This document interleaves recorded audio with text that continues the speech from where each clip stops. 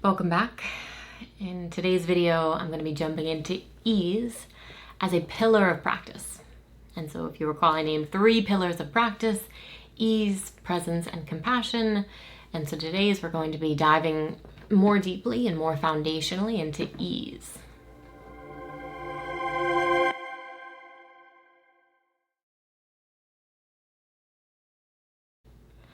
And so to start, I want to outline the basic neurological rationale for this, starting with our nervous system.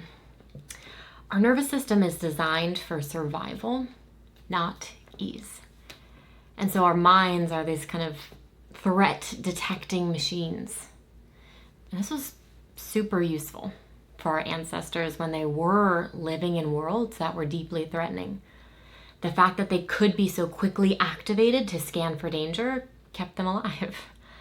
And so both your most effective ancestors and my most effective ancestors were the ones whose nervous systems, specifically the part of their nervous system responsible for becoming stressed when there was a potential threat, they were the ones that survived. And so our nervous systems are a result of that. And we're living in a world that's much less threatening. We don't have to scan for danger all the time. And this is a real opportunity for us as humans. We have an opportunity to access states that are more open and creative and cooperative. And in order to do that, we need to be able to come back down. And let me clarify that further. Ease is not about staying at this non-stressed level for eternity. Even though we're not living with predators, it's still useful to be able to respond to moments of tension, to be able to respond to the world around us. But what happens is that becomes kind of generalized. We live in this chronically activated state. And the practice of ease is about training the part that brings us back down. That's called the parasympathetic nervous system. It's just the opposite of the sympathetic nervous system that brings us up, that responds to stress. The parasympathetic nervous system is the part of our nervous system that brings us back down. You might hear it: rest and digest. And so through the practice of ease, we are strengthening that capacity to come back down. And then beyond just this basic kind of nervous system, we have our thinking minds. And so how does ease impact our thinking mind? Or let me say it this way: how does non-ease, how does chronic stress impact our thinking mind?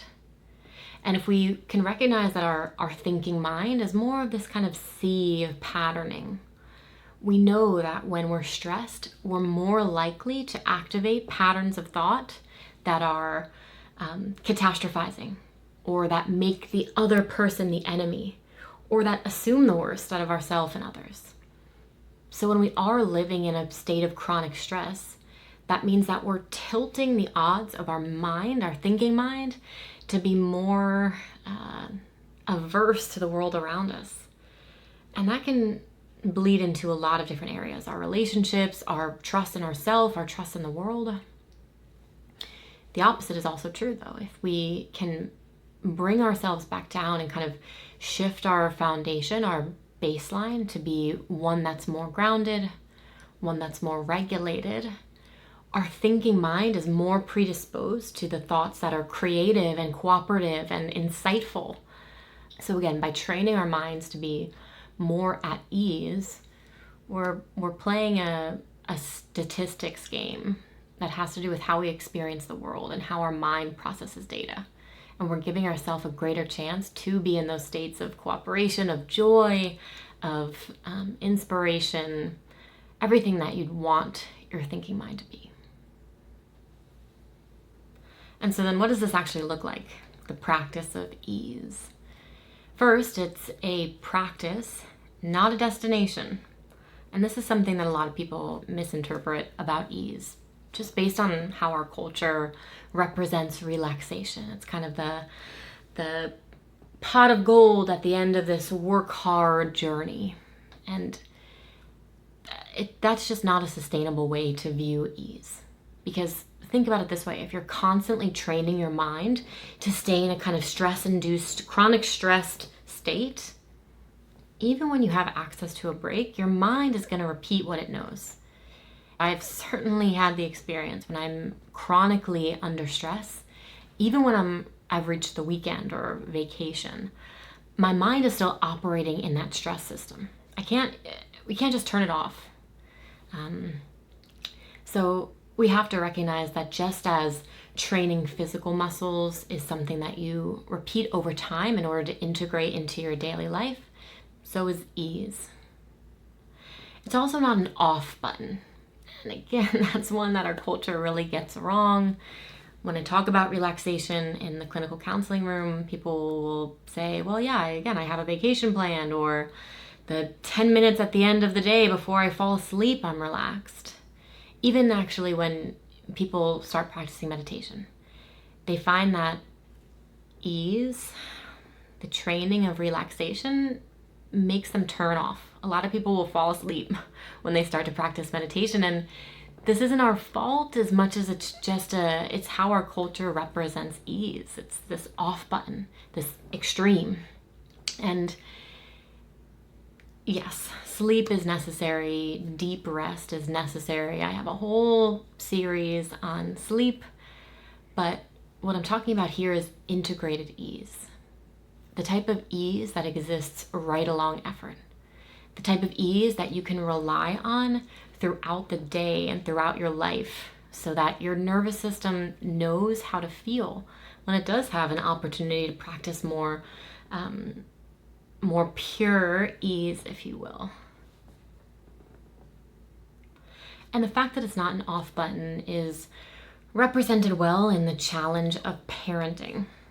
Because parenting is this constantly stress-inducing activity. There's constant needs to be responded to. There are little nervous systems that need constant regulation, and it's overwhelming for a majority of people doing it. But it can be really challenging when you view ease as this kind of ultimate destination or an off switch or a kind of closed door. Because with parenting, it's still going. Even if you decide to close that door, there's this knowing that there's still things piling up, there's still things to do. And this is not me saying I don't think parents should take breaks. I am a big advocate for formal breaks, but that can't be your only option. That can't be your only experience of ease. You have to be able to integrate ease. And one way you can think about this is a skilled martial artist. They're not tensed up. They're not kind of bracing for every possible blow. They're very much at ease. They're very centered. They're very fluid and flexible. And then when they do need to activate, they activate precisely. That's the ease that we're seeking. We're seeking a type of groundedness, of relaxation that's integrated into our moments of action. And then so how do you actually do this? How do you actually integrate ease into your daily life? Well, I'm gonna give you a few options and realize that there are many, many, many ways to do this. I encourage you to try some out, modify them to meet your needs, but see them as practice. If something doesn't work the first time, it doesn't mean that it's never gonna work. It very likely means that it's something to continue to kind of come back to and see if it works over time. Starting with the breath. The breath is a central practice of ease for myself and a lot of people.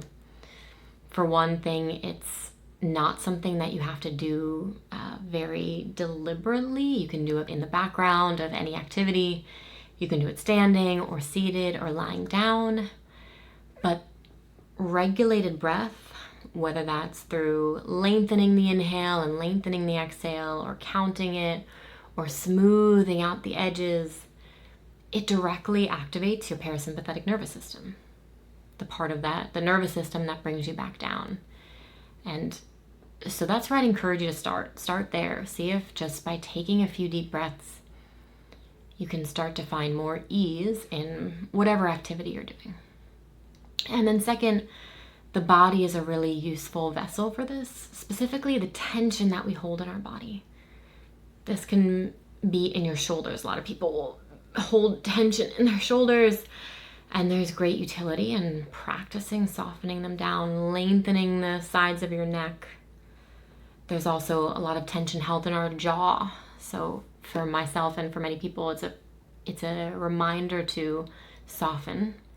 You can imagine kind of a cushion of air between your top and bottom rows of teeth, or you can just remind yourself, don't grind your teeth. Also your hands. For me, I used to be a very anxious hand person. My hands were either pulling at my nails or pulling at my hair or finding anxious movement. So I've made a deliberate effort to put my hands in easeful positions. When I'm counseling, I'll often clasp them together or put them on my chair somewhere. If I'm particularly anxious, I like my hands on somewhere on my body, kind of providing pressure down. Again, that's a useful way to directly activate the parasympathetic nervous system and to engage that system of ease. And ease is a primary goal of these videos. If you get anything from these videos, I hope that it allows you to access a state of ease. And the formal practices, of course, are a little bit more deliberate in that. If you check them out, you'll find that I am very deliberate in my tone. I'll be much slower than I am right now when I'm speaking you through those practices, because those are meant specifically to access ease. But even these videos, I hope that they do instill a sense of ease in you, and they won't always be this kind of sing-songy, gentle tone. Sometimes they will be more active, because another way that our systems find ease is when someone else attunes to us. What does attunement mean? Well, it means being understood, feeling that someone is with you. And this is really clear to me when I am in a counseling session with someone who's highly anxious. It's tangible, it's palpable, the anxiety in the room. And if I kind of sit back in too much stillness, that exacerbates their stress, because I'm not there with them. And so in those moments, I'm very active, I'm more animated than I would otherwise be. Similarly in these videos, I want these videos to feel attuned to what you are experiencing, what you need. And on that front, I do encourage you to interact with me. I encourage you to bring pieces of your life to me so I can more effectively bring silence to them. And through that attunement, through that understanding and that connection, your system, specifically your vagus nerve, it's a primary aspect of your parasympathetic nervous system, it responds socially. It responds to whether we feel understood and whether we feel attuned to. So yes, these videos, a majority of them will feel very deliberate in tone and almost that kind of hypnotic quality to access ease, but they won't all be like that. Some of them will be more active to access that more attunement aspect of ease. And so that's it, ease. Ease as one of these primary practices. You'll hear me refer back to it often, both specifically, I'll be using the word ease or soften, but also non-directly. Indirectly, I'll be bringing in ease to these videos through my body language, through the way I speak, and through the way I attune. So I encourage you to use these videos as a doorway to ease, as well as to find ease in your own way.